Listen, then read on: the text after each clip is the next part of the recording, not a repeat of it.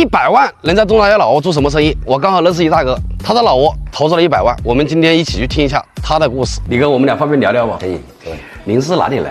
云南大理的，我70摆的。70末。对，您是什么时候来的老挝啊？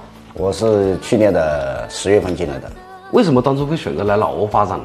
因为就是国内的现在内卷，疫情以后很多东西还在复苏。第二个呢，就跟我们云南就是一直接壤，现在基本就一带一路通了以后，交通也很方便，飞机就1个半小时。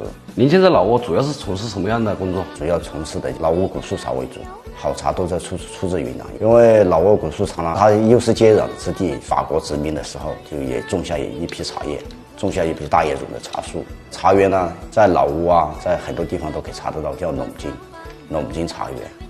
它龙津茶园呢，现在还是属于一个旅游景点，收门票5000万老币，还收门票的啊？对，5000老币一个人。现在你们就整了那个茶园？对，我们就只做那个茶园的茶。他今年11月28号，在这个世界茶叶节在法国举办的时候，风沙里的果树茶，龙津茶园的茶拿到好几个奖，金奖、银奖、铜奖都拿了几个奖回来。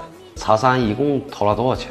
从开始承包茶树到建厂，总的可能差不多接近100个吧。您个人觉得在老挝这边投资茶叶这一块风险怎么样？在老挝投资这个茶叶呢，最主要的现在恼火的就是它人工虽然成本低，但是它性价比也不是那么高。交通呢，现在基本就是我们300一天，像我开车应该算可以，也当过教练，一天就是开个300多公里，400公里都开不到。身体吃不消，路况吃不消，菜子吃不消，身体也吃不消，都要开10多个小时，要10个小时以上，基本就是平均速度就是在30多公里1个小时。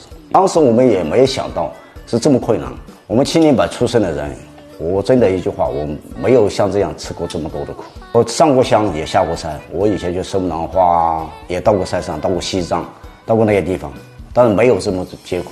您这边茶叶的消费群体是中国人居多还是老挝人居多？99%以上都是中国人。老挝人呢，他不喝茶，喝茶的很少。到哪里办公室啊或者什么，他就直接就是啤酒递给你。你如果处得好一点，进去他一样不说，就派人先去买啤酒。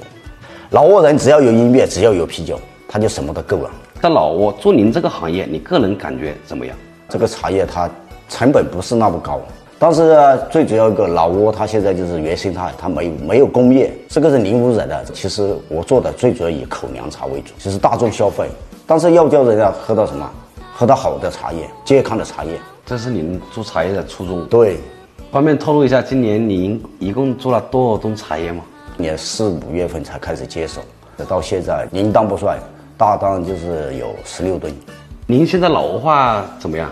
他们一听的笑我就会3句话嘛。第一句刷快递就是你好，第二句是掏袋就是多少钱，有扑少就是美女的意思。刷快递扑少掏袋，他们我就连着说，他们就一听的在笑我说你这个说话就不对了，就说哦美女你好，美女多少钱，就这样。您现在这边一共请了多少个工人啊？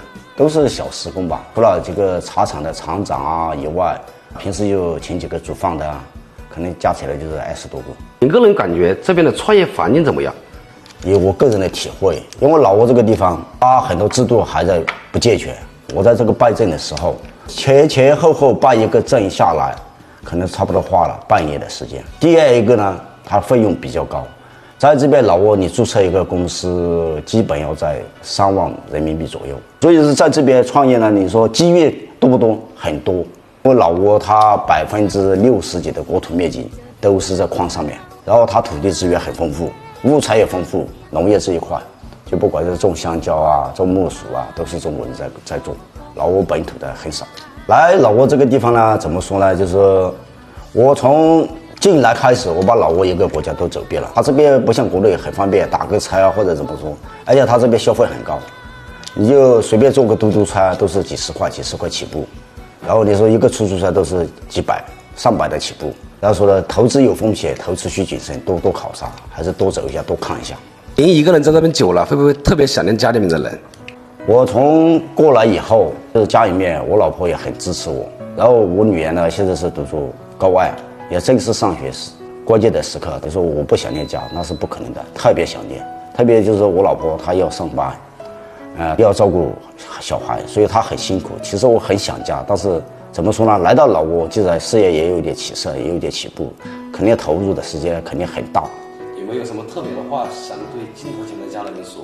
我想跟我老婆说，就是叫她照顾好自己，因为女儿呢很懂事，我的那个女儿，在学校里面也就是不管学习成绩啊、自理能力啊都很好，让他们母子就是平平安安的、健健康康的。最后感谢你接受我们的采访，祝你生意兴隆，越来越好。我们可以一起合张影吗？可以，好，1、2、3，加油！